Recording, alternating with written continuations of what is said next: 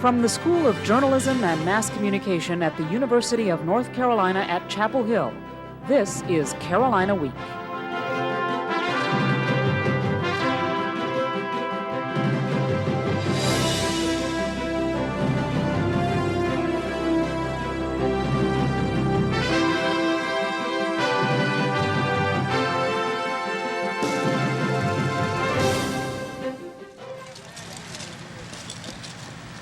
Three apartment buildings go up in flames in the span of a few days. This one Monday night at Foxcroft Apartments sent a number of UNC students looking for a new place to live.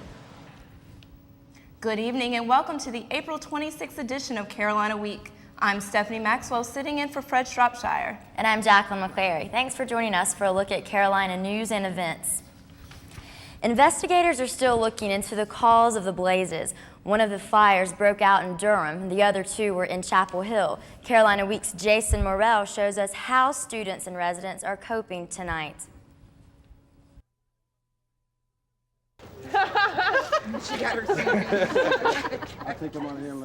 Some were luckier than others. Yeah, probably everything's probably gone. You know, there's probably nothing, like furniture-wise, that we're going to be able to salvage. After two fires in just 3 days at two Chapel Hill apartment buildings, more than 36 people are homeless and left with close to nothing to call their own. For John Cotner's daughter, more than just material items were lost. Yet every piece of clothes she's ever had was in the apartment, rings, jewelry, her school books, all these pictures. So many of the things can't be replaced. The fire broke out at Timberline Apartments just before 7 Friday morning. 3 days later, 12 apartments in the Foxcroft complex were destroyed by flames. The blaze destroyed most everything in its path. UNC, it got burned, all my schoolwork. I can't finish the semester. But UNC student Suzanne Dowling is one of the lucky ones. She has renter's insurance to cover for her losses. Best money you ever spent. You never know what's going to happen. It really is. But for those without insurance or a place to call home tonight, it's going to be a long road to recovery. But some still feel thankful. I'm just glad that everybody got out okay, and that us and our dog are safe, and everything else there can be replaced, but at least everybody's okay. That certainly is a good thing. Chapel Hill firefighters tell us that no one was seriously injured in either of the two fires. Both fires are under investigation at this point, but are not considered suspicious. In Chapel Hill, I'm Jason Morrell, Carolina Week. Most of the fire victims are staying with friends, but the American Red Cross is housing two families. 7 NASA astronauts will have to wait until May to blast into space. Bad weather grounded the launch of Space Shuttle Atlantis Wednesday for the third day in a row. NASA has rescheduled the launch for sometime next month. The 7 astronauts say they're ready for their mission to restock and repair the International Space Station. The station is losing about 1.5 miles in altitude a week. James Measer is a name becoming more and more associated with UNC-Chapel Hill, but most of what he is bringing to Chapel Hill comes from his tenure at the University of Nebraska-Lincoln. Will you please come forward? In 1996, James Measer heard these words at the University of Nebraska-Lincoln. The next time he hears them, he'll be in the Tar Heel State, home of the first state university, the University of North Carolina at Chapel Hill. Chancellor-elect Measer says he's very excited about assuming the duties of interim Chancellor William McCoy. During his tenure at UNC, he wants to take the university from one of the top 5 public universities in the United States to the #1 university in America. So how does Measer plan to reach this goal? He says higher faculty salaries and improved facilities will be key. Measer believes tapping into the love and loyalty of Carolina alumni is a big part of the overall plan. It all sounds good on paper, and UNC students seem to be optimistic about his plans. I'm really excited about him coming to Carolina, and I think that he's got a lot of good ideas, and I'm hoping that he's going to come through. He's talking about working a lot with the alumni. He's done a great job with fundraising with the alumni there, and so that's definitely something we need to help Carolina reach their goal of the top public institution in the nation. Measer hopes that in 9 years from now, his goal to make UNC #1 will be achieved. His apparent attitude and excitement about this job are important stepping stones to start that task. Chancellor Measer will begin his term on August 15th. Jane Fonda's visit to campus Monday evening also focused on education of a different sort. After she won her first Oscar in 1971, Fonda began a new career advocating the rights of women and helping educate adolescent girls about sexual behavior. For the past 5 years, she's been working for the Georgia Campaign for Adolescent Pregnancy Prevention, a charity she founded. Many of the students who attended Fonda's presentation are enrolled in women's studies classes. In the classroom, students in faculty engage in open discussion about women's issues and learn about the same topics Fonda advocates. UNC-Chapel Hill professor Carissa Shoden teaches a women's study class and says women's studies has a clearly defined goal. To help them see that there are other people out there like them, that they're not alone, and hopefully give them some sense of strength, some inner strength. GrowWise, a campus-supported group, sponsored the event, which was held in Memorial Hall and open to the public. Advocating the rights of women has also extended to sports, but it was a long road for UNC female athletes to gain the same opportunities as the men. That and the thrill of scoring a goal. College athletics doesn't fall short in high-level competition, even among women. But it's a law, Title IX, that gives women the opportunity to play at this level. According to the title, colleges can't deny women access to athletic activities that receive government funding. This includes equal funding measured by the male-to-female ratio, more sports added for women, and equal facilities and equipment. Former UNC basketball player Yannick Clay says Title IX has given women more ways to develop their skills. It has affected us, more than what we can imagine, just because we came into it not knowing how much people paid a price for the things that we have now. With more opportunities, UNC field hockey coach Karen Shelton says the impact of Title IX has even benefited younger athletes. The studies show is that athletics and physical fitness has lifelong benefits to young women. More women are participating in sports. Jan Boxwell says without the law, women could have moved back a few decades. Back in the 60s, telling women that it's not what they're supposed to do. And I think that without law, that nobody was going to move. But UNC did move, and now women's sports are the winners of 20 national championships, 15 to soccer alone. Some say equaling the playing field has brought more trophies to Blue Heaven. Although Title IX became law in 1972, the U.S. Department of Education gave UNC certification in 1995 for adhering to its policies. Soon, there might be more students dozing off in the libraries on campus. Fred Shropshire has more on that story. More as Carolina Week continues. Saves lives. It produces treatments and cures for killers like heart disease, AIDS, cancer. Don't let these killers get away with murder. Support medical research. What is United Cerebral Palsy? Therapy and education. Employment opportunities. Independent living. Family camp. United Cerebral Palsy. Building bridges to independence. You see people, we see promise. Call 800-868-3787. With final exams just ahead, UNC-Chapel Hill students are likely to sacrifice valuable sleep for sacred study time. But is it worth it? Carolina Week's Fred Shropshire takes a look. How much sleep do you get during exams?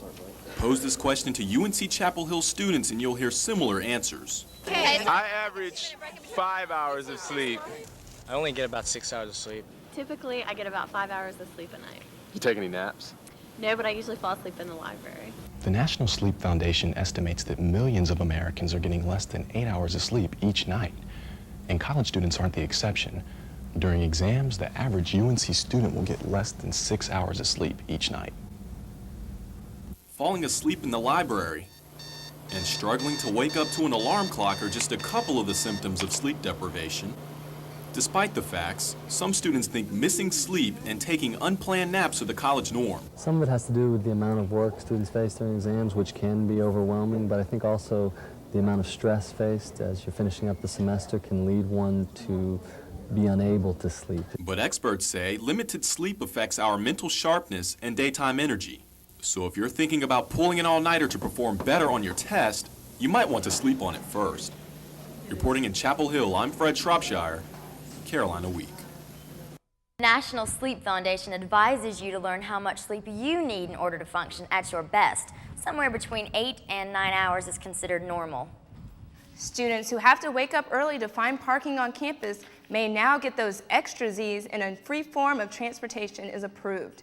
Chapel Hill, Carborough, and UNC officials are discussing the idea of fare-free buses for local residents and for UNC students. UNC has agreed to pick up an additional $1.35 million of the system's $5 operating cost for the free service. The university would pay the full cost of fixed route services that are used almost exclusively by UNC students, faculty, and staff. If the plan is adopted, Chapel Hill would pay about $177,000 more in the next fiscal year to support the free rides. The goal is to get more people out of their cars and onto city buses, but people may be in for a long ride before the plan is accepted. The school year is coming to an end, and that means moving day is just around the corner for many students. The PTA Thrift Shop offers an alternative to throwing out old stuff you don't want for your room anymore. The Thrift Shop accepts donations of all shapes and sizes. Volunteers sort through your old belongings and send them out to the sales floor. They accept donations between 8:30 and 5 on Monday and Saturday at 2 different locations, Jones Ferry Road in Carborough and in the Village Plaza Shopping Center in Chapel Hill. Money from the PTA Thrift Shop helps support schools in Chapel Hill and in Carborough. Alternative education. You may have heard about it, but chances are very few UNC students ever attended a school like the one Carolina Week reporter Rebecca Kramer found in Durham. Spend just 1 hour at the Carolina Friends School and you can see how it differs from traditional public schools. The students don't sit at desks. They sit wherever they please. Classes are taught using hands-on activities. People at the Friends School believe that children learn by doing. Another difference is the students don't get grades. Principal John Baird says that grades aren't the best way to encourage a positive, nurturing relationship between students and teachers. I view grades as being a shorthand. I think they increase competition in ways that aren't necessarily helpful for students. And I think they tend to become so much the focus in and of themselves that they distract students from the real job of education, which is learning. Carolina Friends School staffers also believe that teachers should be involved in the students' lives. Teacher Susan Simon says that she's concerned about what kind of people her students grow up to be. But there's a huge emphasis here on children developing as human beings and not just, their children are not their test scores here, they are people. Many students agree that they learn more than just reading and arithmetic. You just learn a lot about who you are. I think that's really cool. They teach you how to do things, like how to deal with problems and friendships and stuff like that. Principal Baird says that school has to be a place where every student is known and appreciated as an individual. In Durham, I'm Rebecca Kramer, Carolina Week. Many education experts say if students believe they have something to contribute to the world, then tragedies such as Columbine and Littleton wouldn't happen. If you're tired of school, head to the Union's Bowling Alley. This might be your last chance for a while. The Carolina Union will be closed for renovations beginning this summer. Some say the bowling alley needs the most work, but it will remain unchanged. The lanes are about 4 feet too short, and usually 2 or 3 of the 10 lanes aren't working. The scoring lamps are out as well, but according to some students, the conditions aren't great, but it's better than no bowling at all. Oh, it's kind of crappy. Yeah. It's a little dingy, but they keep it they work well with what they have. Well, Jacqueline, I heard you went bowling last weekend. How did you do? Oh, I take bowling as a class, and I've yet to break 100, so I'm not really excited about bowling. Well, with the weather that we're having this coming weekend, you may get a chance to improve that score. Well, stay tuned for weather as we find out if the weekend will be wet or dry.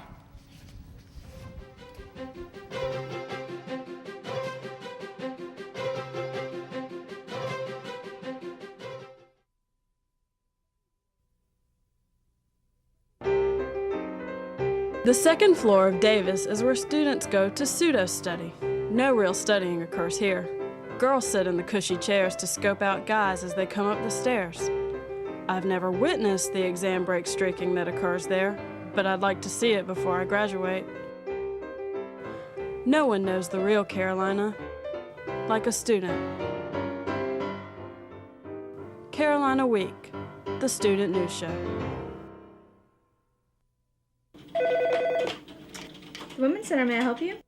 The Women's Center is a nonprofit agency that has served as a meeting place for women in the Triangle since 1979, making it one of the oldest freestanding women's centers in the country. The mission of the Women's Center is to provide a supportive community where all women can inspire each other to grow, both personally and professionally. I was going through a crisis at home, and I contacted Helpline, and they referred me directly to the Women's Center. I think the Women's Center is really important for the community because it offers so many different kinds of resources, and if we don't have the resource here, we can find an avenue or a way for women to find the answers that they need. It is inspiring. It's so exciting to be a part of something that really matters and really changes things. You can support the Women's Center through membership or by sending a contribution to the Women's Center, 210 Henderson Street, Chapel Hill, North Carolina, 27514. Well, I know I'm tired of all the dreary weather. Lee, what do we have in store? Well, the first half of the weekend, we may see some more dreary weather, but it looks like the second half of the weekend looks pretty good. We'll take a look at that forecast coming up in just a moment, but first, let's take a look at our weather question for this week. Our question, what is the coldest temperature recorded during the month of April for the Triangle area of North Carolina? Is it 34, 31, 27, or 23? We'll have the answer coming up after the forecast. Well, you've heard of April showers. How about April snow showers? Folks in parts of the northeast of the United States this week on Wednesday did see some April snow showers. This footage from the Boston area, and none of the snow sticking to the ground. But what caused this snow in this area? It was this low pressure system here as it moved off the coast, brought in some cold air to the northeastern part of the country, and they did see some snow in that area. This is the same system that caused our rainy weather on Monday and Tuesday, and this system back here will move our way for Friday and brings us a chance of rain for the first part of the weekend. This week is Sky Awareness Week in the state of North Carolina. It's a week that we're asked to take a look at the sky above us and remember those clouds that are in the sky. Well, for the first part of the week when we saw that rain, well, we saw some stratus clouds. These are the low-level clouds, cumulus and stratus clouds. Stratus are those clouds that usually cover the entire horizon. The cumulus are the cotton ball puffy clouds that you see. If we see those kind of puffy clouds a little higher in the sky and a little thinner, well, we call those altocumulus clouds. Those are generally the clouds that we see at mid-levels in the atmosphere, and the clouds that we see high up in the atmosphere, those are cirrus clouds, those high, thin clouds. It's a reminder for us during this Sky Awareness Week. Well, another thing we have to be aware about is the pollen. Pollen levels for the weekend should be somewhere medium to high, in the medium to high range, with sycamore, oak, and mulberry the main contributors to our pollen for this weekend. What's the weather going to be like? We told you the first part of the weekend looks like we may see some rain. Take that umbrella along with you on Friday. Temperatures start the day out with a low of 48. We'll get up to about 67 degrees for a high temperature Friday, but it looks like it could be a rainy day into the day Saturday. But the rain clears out on late in the day on Saturday. We'll get up to 69 degrees. Sunday and Monday look really nice. We'll see mostly sunny skies, warming up to almost 80 degrees for Monday. Are you headed to the beach this weekend? Well, let's take a look at our beach forecast for the North Carolina beaches. It does look like we will see mostly sunny skies, maybe some rain on Friday. Temperatures for highs around 70 degrees. Well, Stephanie and Jacqueline, have you had a chance to think about that weather question? What's the coldest temperature we've seen for the month of April? Maybe C? D. I'd say the lowest. Well, the answer, Jacqueline, got it right. D. It's 23 degrees, the lowest temperature we've seen for the month of April here in the Triangle. Okay. Well, it looks like I'll enjoy part of my weekend. Thanks, Lee. Thanks, Lee. Conference domination. That's the story concerning the Carolina track team. Stay tuned for sports as the challenge continues this weekend.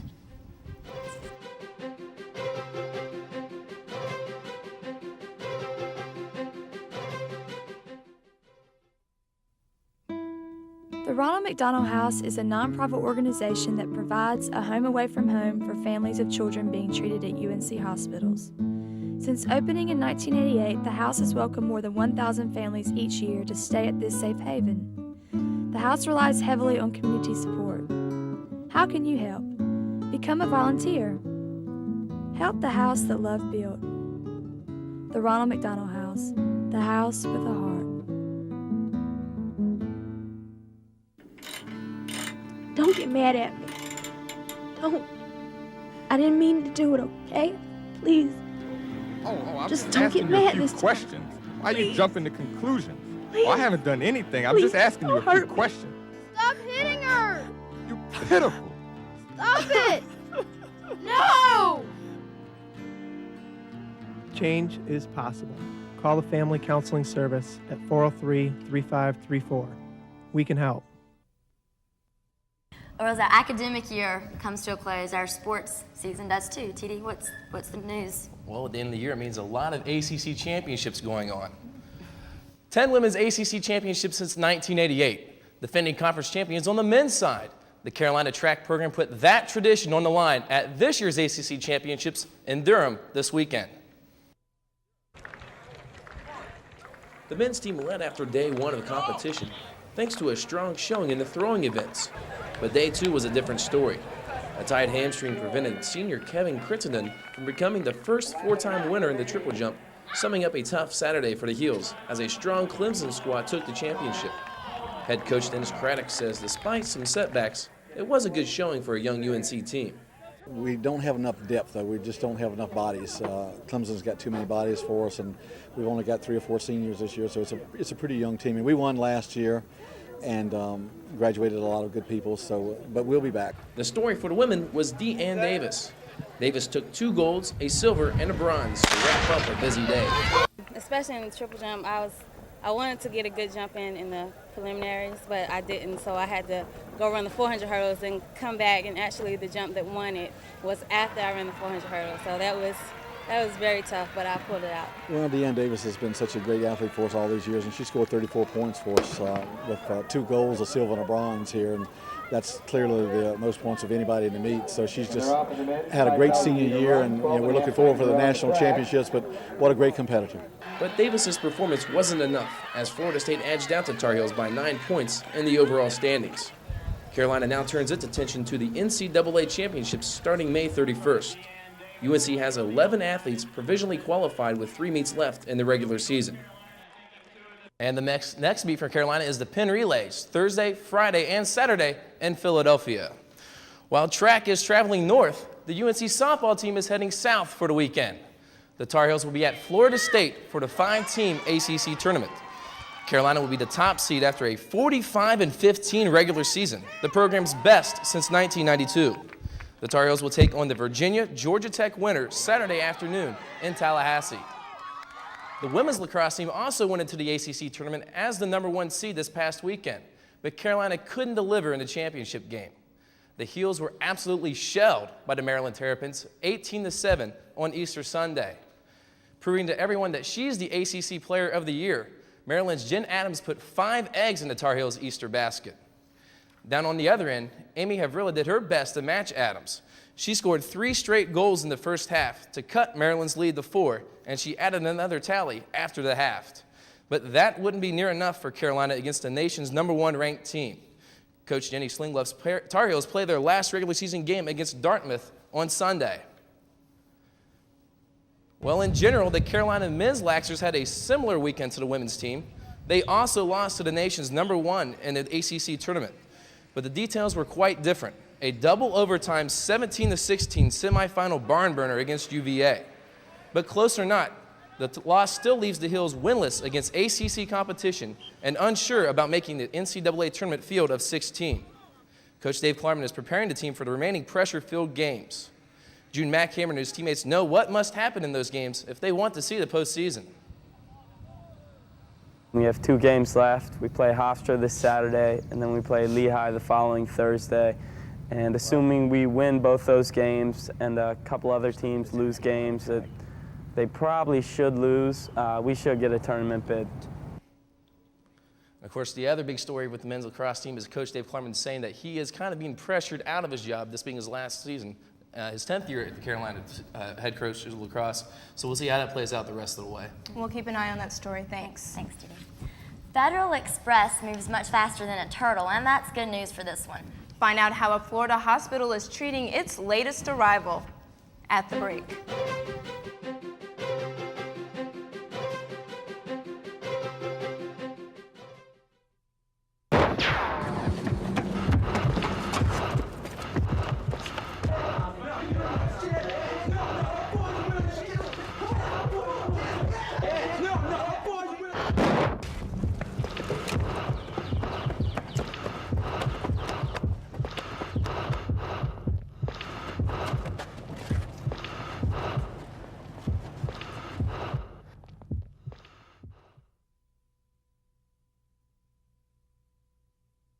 What would you do if your mother asked you?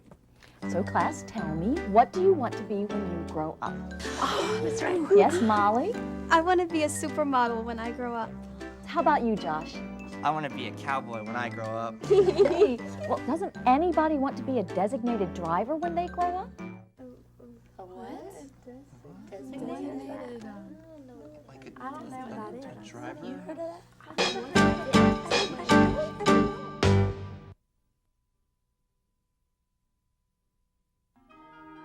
I wonder how Silent Sam feels about guarding the university from groups of third-grade kids.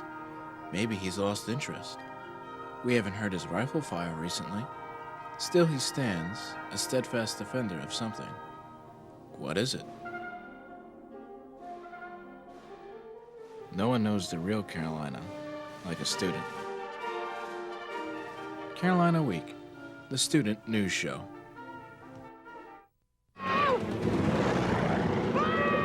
Taught me. She's averaging 18%. Balance the budget. Increasing clouds for...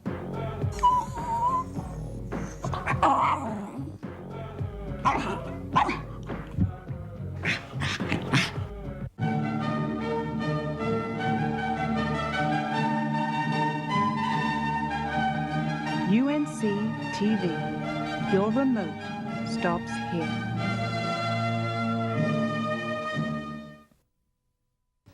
A 260-pound turtle named Tiny is in Marathon, Florida for flipper surgery. Rescuers found her stranded along Cape Cod last November after she failed to swim south for the winter. She was taken to the New England Aquarium and treated for hypothermia, malnutrition, and a huge gash in her shell. But because of her large size, doctors weren't able to treat her bad flipper. Tiny spent 6 months in Boston before FedEx delivered her to Florida Wednesday. Well, that does it for another edition of Carolina Week. Thanks for joining us. Be sure to tune in next week for coverage of Michael Jordan's visit to 23 and much more. Have a good night.